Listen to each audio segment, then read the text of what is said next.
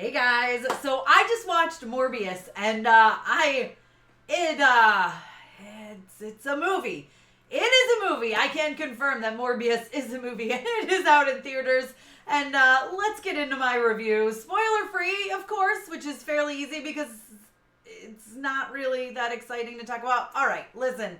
We're going to dive into Morbius. If this is your first time here, I'd love it if you take 1 second and hit that subscribe button. Go ahead and hit that notification bell so you don't miss out on more videos like this. Let's talk about Morbius. Oh, let's talk about it. Hey, Tessa from MamasGeeky here. Thank you so much for stopping by my YouTube channel.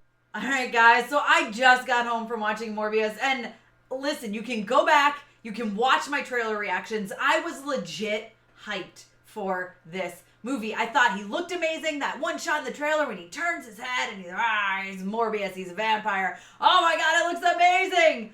I'm pretty sure that's the only scene that actually looks amazing in the entire movie, and it breaks my heart. I am literally heartbroken.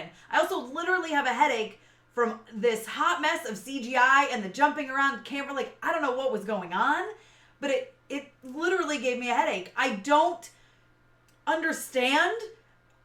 I don't understand, you guys. This movie, I felt like had such potential, and I can't even say I feel like there's a good movie in here, because I don't think there is a good movie in here, and that's so unfortunate because I really like this character in the comics, and I was like, yes, horror, woohoo! Like, we're talking about Moon Knight, right? Moon Knight being out right now. I know that's Marvel versus Sony, but it's exciting to have horror and in the MCU and horror in Marvel. And this is very much in the Sonyverse, guys, okay? I know it can be very confusing as to where this even fits because of all the stuff and Easter eggs that were thrown in the trailers, which I think someone was just having fun throwing this stuff in there. Or perhaps this was supposed to come out at a different time. Maybe they had to edit things and change things around after No Way Home, give them the benefit of the doubt. Maybe that's what ruined the story. I don't know, but this is very much in the Sonyverse. For the most part, it's definitely in the Sonyverse. Okay, guys, I'll tell you that. It's definitely in the Sonyverse, but so much of that stuff that we saw in the trailers is already cut out. And again, maybe this was because they needed to change things after No Way Home. It was pushed. That changes plans. I get it. I understand, okay? But I will say there is, I don't even want to say there was potential for this movie, but I mean, in general, there's potential for this character, right? And I was so bummed and so heartbroken. I stared in disbelief at the screen so much because I was like, what are they doing? Where are they going with this? The plot is a mess. Like, I don't think they understand how to tell a story from beginning to end. It was very, like, I don't even want to say the word confusing because it wasn't confusing. It was like there was legit no story, really. Like there kind of is. I don't know. It's so hard to explain without getting into spoilers. But I was very annoyed at a lot of things that happened along the way. A positive I can say is that Matt Smith is very, very good in this when he can be. All the humor that they try to throw in here, I don't know if it's like Sony trying to do... Listen, this is coming from someone who enjoys the Venom movies. I enjoy them. I have fun. I think the humor is funny. I laugh at them. I laugh at the dumb jokes. And there are dumb jokes in this that made me just go, what? Why? I mean, there was maybe a couple of scenes that I was like, okay, I'm kind of into this. But not enough to even want to ever watch this thing again. This pile of mess that this is. The CGI and the way they showed the echolocation, like, I don't know what they were trying to do, but it was just awful and unsettling and not pretty to watch, even. Some of the fight scenes where they're just... Like, they're trying to make... I don't know. I don't know what they were trying to do. The vampires are, like... They're not, like... They're kind of like... okay. Harry Potter, right? Let's take Harry Potter, if you've seen Harry Potter. They're kind of like the Obscurists a little bit, but, like, not as pretty. Maybe that's what they were trying to do, because they're just like colors floating through the air. I don't really know how to explain it without really fully diving into it, but it's just not good. It's just not good, and it's sad. And then certain things happen, and I think you're supposed to be emotional, but I was just like, all right, come on. And I'm gonna be honest, I didn't look at the runtime when I went into this movie. I didn't look at the runtime. I assumed it was over 2 hours, per usual. It felt like it was over 2 hours. This is a short movie. Is it worth watching?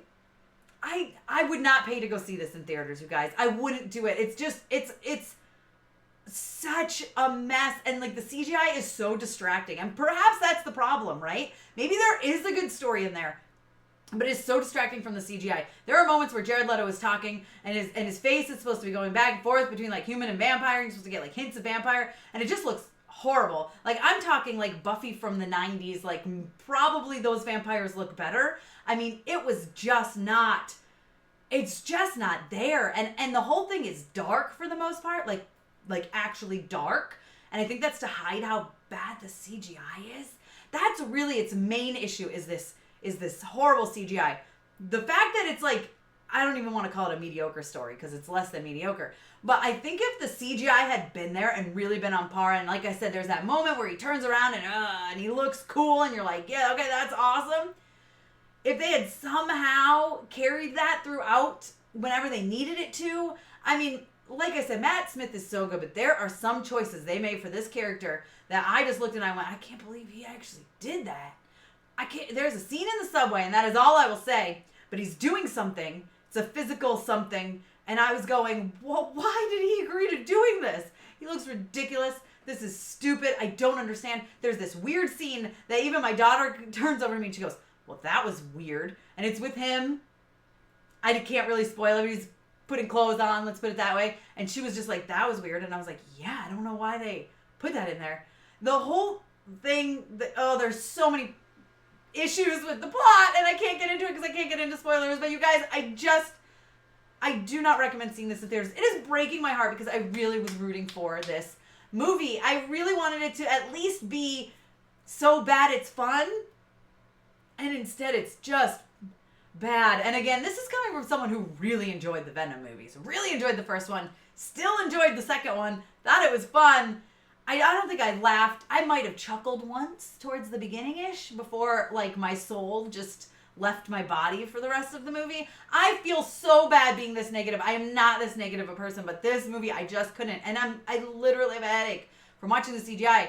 And I don't know what it was. I don't know what it was, but it just wasn't good. And I'm so sorry to say that. And you guys let me know what you think. If you've seen Morbius already, let me know your thoughts down below in the comments, you guys. I would love a thumbs up, but I get it. I'm being negative. I get it. I get it. If you don't want to give me that thumbs up, I understand. You can subscribe and hit that notification bell so you don't miss out on more videos like this.